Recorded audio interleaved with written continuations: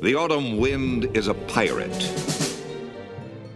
All right, here we are with Coach Greg Knapp. How are you doing, Coach? Great to have you, Greg. Appreciate it. I appreciate you being here. Let me just share with the Raiders. This gentleman here was a fantastic quarterback who you didn't know out of Sacramento. Set all kinds of records, 32 touchdowns, 2,800 yards, was it? I got lucky. A few of those yards down there. So. No. This is why he's such a great coach. He's a player's coach. Coach, you were with us before in 2007 and 2008. Yes, I had a good time here getting to know some of these guys already from Cooper Carlisle and the Darren McFadden's that were here back then. So it was a good experience to get to know a little bit of the building, the trainers, the equipment guys, and what have you. I just wish it would have been lasted longer, but I'm very happy to be back now. Well, we're very happy to have you back because you brought a lot with you through your great experience, and you left a program that was dynamic with a different blocking scheme that we're used to, the zone blocking scheme. Can you tell us a little bit about that? I've been very lucky. I've been kind of a guinea pig when it comes to the zone blocking scheme. Initially, I learned this back in 2004, 5, and 6 with the Atlanta Falcons when I got together with Alex Gibbs, who also is a former Raider O-line coach a few years ago, but he also did with the Raiders. And so he taught me a lot of the intricacies of the zone run scheme. So I've been to 4 different places, long story short. Raiders here in 07, Seattle 09, and in Houston. And in every place I've been in with the zone run scheme, we've had a runner have their career best season. Warwick Dunn, Justin Forsett up in Seattle, Justin Vargas here in 2007, and then most recently undrafted kid, Arian Foster, who led the NFL in rushing. I'm a big believer in the zone scheme, and we got the players that'll execute it well. Yes, you have a different set of players here. We're glad you have a lot more to work with. Quarterback situation's improved greatly, and it gives you a lot more freedom. So you're feeling real comfortable here. Yeah, the dynamics of the zone scheme, which really isn't a lot of plays, but a lot of checks by the line of scrimmage means, okay, we'll get a lot of reps in the run game, but the dynamics having a Carson Palmer who really has a master of the passing game, has a good understanding of defensive coverages and blitzes. It gives the play caller, like myself, a little more freedom to move the chess pieces around and try to get one-on-one matchups. Well, you know what? I think we're going to have a fantastic season. I know you're a very busy guy, and we have a short snippet here with you. Thank you very much for having time with us, and good luck this year. We're looking forward to it. We know you're going to do it, Coach. Thanks, Greg. Thanks for having me on. And how the players react to actually having 1,000. I thought it was good. I thought it was good. I thought the fans were great. I thought the players reacted well to it. You know, at the end of the day, you know, this league is what it is because of the fans, and so you know, our ability to do something to give back and give them an opportunity to come and check out what we're doing here. There's a lot of excitement around here, so I thought it was a good situation for both the fans and us as an organization. So what kind of marching orders did you give them for the fans being in the stands? Like, you know, did you want them not playing to the fans at all, or did you want them not to pay attention to the fans? As far as our players? Yeah. No, you know, I didn't really make a big deal out of it. You know, I think really at the end of the day, my expectation for us as a team was to come out here and focus in on getting better and practicing football, and I think for the most part we were able to do that today. What have you seen from the receivers so far, Dennis? A lot of speed. I think you know, we got some young guys. They're learning how to play the game of football, but I think, you know, our explosiveness and our speed from a wide receiver standpoint gives us a lot of options. Now here a week into camp, we're talking about changing the culture of this team. What actually are you able to do implementation-wise here at training camp to start working toward changing? It's all about the mindset, you know, and I believe in that. I believe, you know, you can do a lot of things if you set your mind to it, and so we talk a lot about, you know, the mindset and determination and not letting anybody else be in control of what happens to you, and that you're in control of yourself, and you know, to take advantage of the opportunities that you have. So really it's all about the mindset. Talking about the receivers, you mentioned about Darius the other day about him being a bigger guy, being kind of a veteran guy, but he hasn't been able to have maybe the production of a star receiver. How do you get a guy like that to be a leader when a lot of times the leader is the guy who has kind of been that guy that's been consistently productive? Well, I mean, I think really at the end of the day, the leaders are the guys that are you know, going to do things the right way, that are going to be exactly what we talk about, and being smart, tough, disciplined football players that are going to do it the right way no matter what the situation is. And then they're going to hold everybody else accountable to the same standard. And that's the thing that I'm looking for him to take the leadership role in that room, You know, I'm not big on stats. I don't pay much attention to it.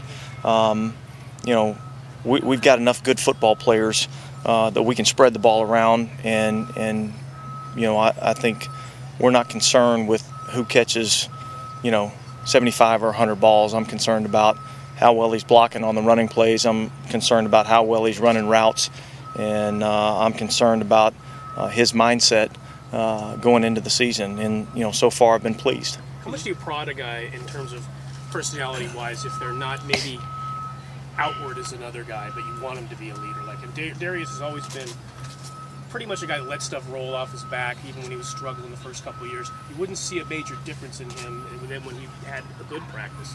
If that's just the way he is, do you still try to get him to exert himself more with the younger players? Well, I mean, listen, I think there's a lot of different ways that you lead. Yeah. You know, people talk about leading by example. You know, I mean, you know, he can be a guy that can come out here and do it the right way every time.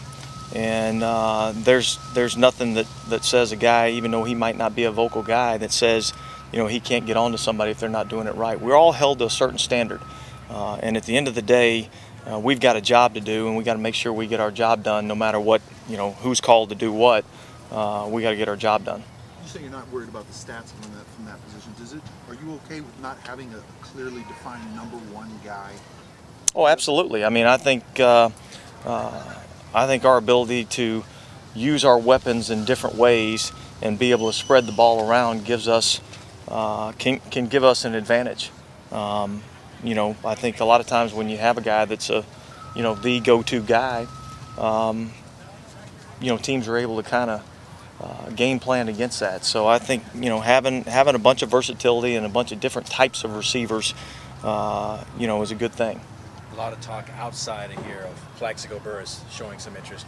Any interest on this end? Well, I mean, I'll say this. I mean, we're going to look at any options that there are out there that we think can make us better. So, you know, whether or not we make any moves or not, you know, that's to be determined. But we're not going to rule anything out. But you're happy with what you have in camp right now at receiver? Yeah, absolutely. After having a day off yesterday, how'd the team bounce back with tempo and energy and that kind of thing? Yeah, you know, I thought there were some points in practice where I thought it got a little sluggish. I didn't think we started off real well in the first kind of group period. It was a little sluggish there, but I thought as we got going, you know, it picked up a little bit. Was there any change made to this practice at all with regard to the fans being here, or is this the same practice you would have had if no fans were here? This was the exact same practice we would have had if no fans were here. We're focused in on how we're going to get better as a football team, and we don't worry about any of the outside influences. We're just worried about us. Up to this point in OTAs, mini camps, and the beginning of this camp, it's been basically discussed that a lot of the multiples you guys are wanting to institute have yet to be instituted. You were kind of sticking to the basics. And have you begun bringing that into the fold now? Yeah, I mean, a lot of the things that we're going to do, we've even in OTAs, we mixed some of that stuff in. But we're going to continue to add as we go along, and we still got a long training camp process, and we still got a lot of stuff that we got to get installed, both offensively, defensively, and in the special teams between now and when we kick off on Monday night against San Diego. Pads again tomorrow? Pads again tomorrow, yeah. Yeah, that's the way you play the game. Does that do it? Thank you, Coach. Okay, guys, thanks. If you guys want to just stay right here, we're going to bring Darrius Heyward-Bey in for you guys, okay? Make sure that recorder works. How you doing, Darius?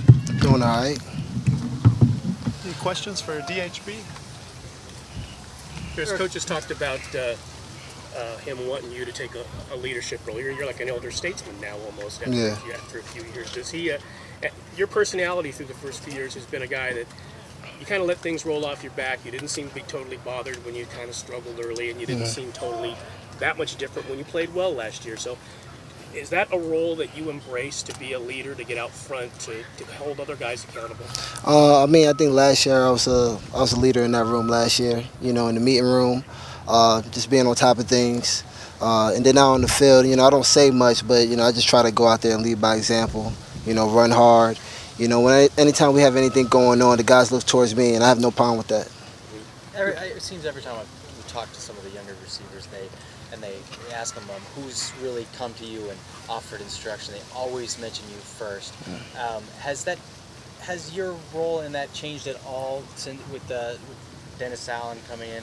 No. You know, anytime the younger guys come up to me and ask me a question, I'm there to help because I'm trying to win. You know, I'm trying to win the AFC West. I'm trying to win championships here. So any of the younger guys want any advice, I'm out there to give it to them.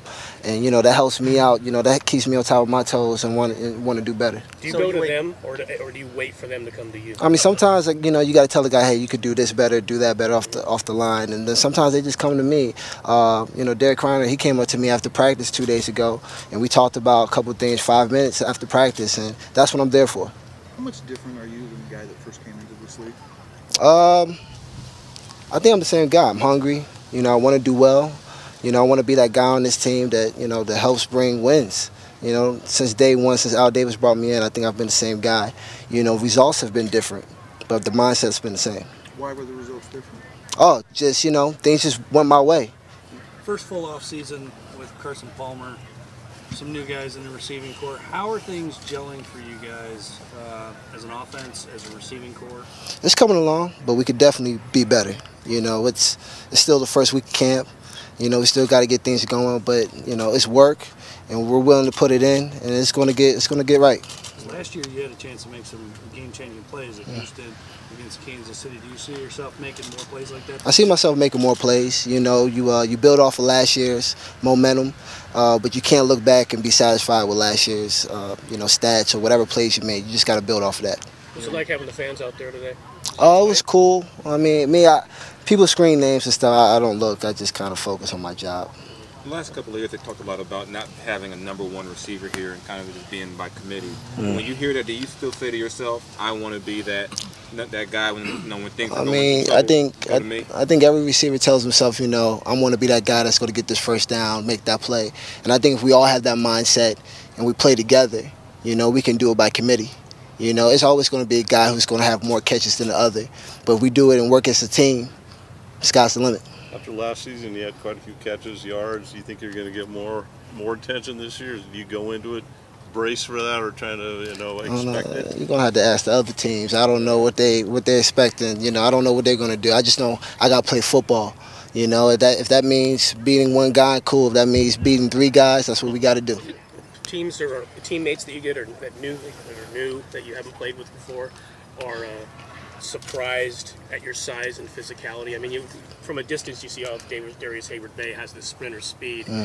You have a mental image of someone maybe that won't not be quite as big as you. Do you think sometimes when new guys come to you, they go, "Wow, I thought you were going to be, this big"? I don't think it's just me. I just think guys who come on from other teams, they're just surprised about how fast we are in general.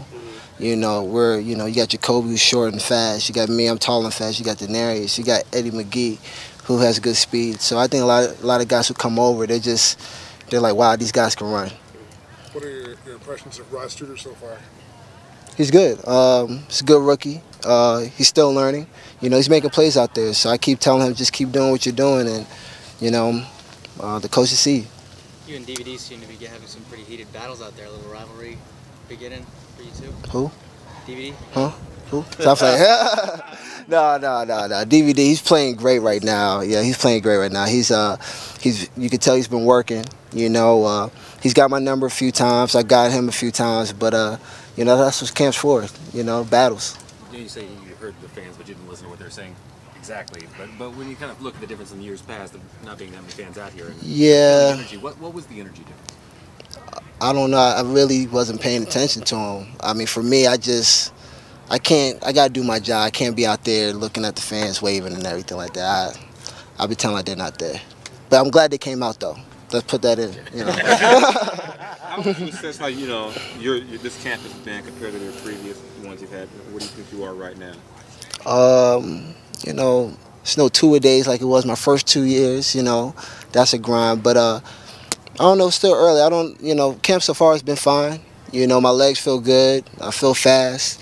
I feel explosive. And as a team, you know, we're doing a lot of different things. We got 2 special teams periods, and we're going out there. We got 20 minutes on an individual period, so we get a chance to really work on some things that we haven't in the past. Darius, was it hard to put that off-field incident behind you, or was it easy to just sort of pick up and go on? Football's my job, it's my life, and that's what I focus on 100% of the time. Thank you very much. All right, thank you.